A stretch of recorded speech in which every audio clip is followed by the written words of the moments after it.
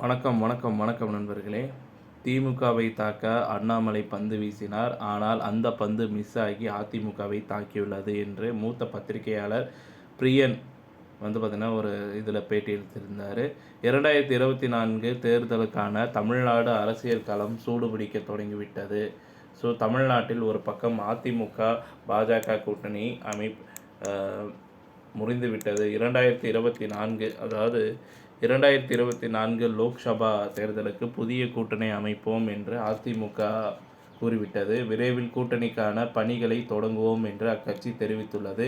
இந்த கூட்டணி முறிவிற்கு அண்ணாமலையின் பேச்சுதான் காரணம் என்று கூறப்படுகிறது. இந்த நிலையில் அண்ணாமலையின் பேச்சு கூட்டணி முறிவுக்கு குறித்து மூத்த பத்திரிகையாளர் பிரியன் பார்த்திங்கன்னா பேட்டி அளித்திருந்தார். அதில் பார்த்திங்கன்னா அண்ணா தேவர் இடையிலான மோதலை பற்றி பேசினால் திமுகவிற்கு அதற்கு பதிலடி கொடுக்கும். இதன் மூலம் முக்குளத்தோர் வாக்குகளை திமுகவிடமிருந்து பிரிக்க முடியும் என்று அண்ணாமலை நினைத்தார். ஆனால் திமுக ஸ்மார்ட்டாக செயல்பட்டு இதை பற்றி பேசவில்லை. ஆனால் அதிமுக இதை பயன்படுத்தி பாஜக கூட்டணியை முறித்துள்ளது.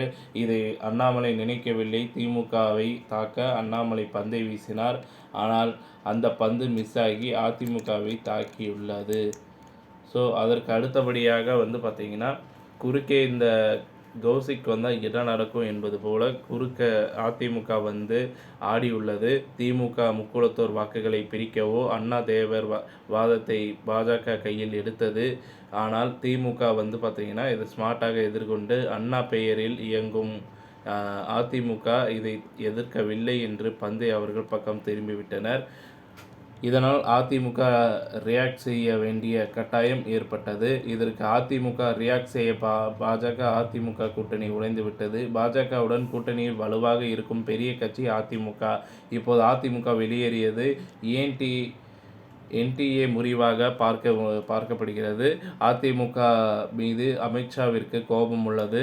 ஆனால் தமிழ்நாட்டில் அதிமுக தயவு பாஜகவிற்கு தேவை. அதனால் இதுவரை ஆக்ஷன் எடுக்கவில்லை. 2 பேருக்குமே திமுகவை வீழ்த்த வேண்டும். அதனால் இவர்கள் ஒன்று சேர்வார்கள். இவர்கள் கூட்டணி சேர்ந்தால் கூட 2024 பெரிய பலன் பார்த்திங்கன்னா இருக்காது. முக்கியமாக அது அதிமுகவிற்கு இருக்காது. 2026 கூட முதல்வர் பதவி கேட்பார்கள். அமைச்சர்களிடம் கேட்பார்கள். பாதிக்கு பாதி பார்த்திங்கன்னா சீட் கேட்பார்கள். ஆனால் ஒரு வேளை அதிமுக தனியாக இருந்தால் 2026 அதிமுக வலிமையான தனி கட்சியாக இருக்கலாம். பாஜகவை எதிர்த்தால் அதிமுக மீது நம்பிக்கை ஏற்படும்.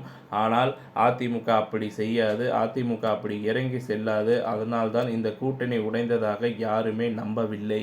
இத்துடன் இந்த செய்தி தகவல் முடிவடைகிறது. இந்த செய்தி தகவல் பிடிச்சிருந்தால் லைக் பண்ணுங்கள், ஷேர் பண்ணுங்கள். மறக்காமல் நம்ம சேனலை சப்ஸ்கிரைப் பண்ணி வச்சுக்கோங்க. நன்றி, வணக்கம்.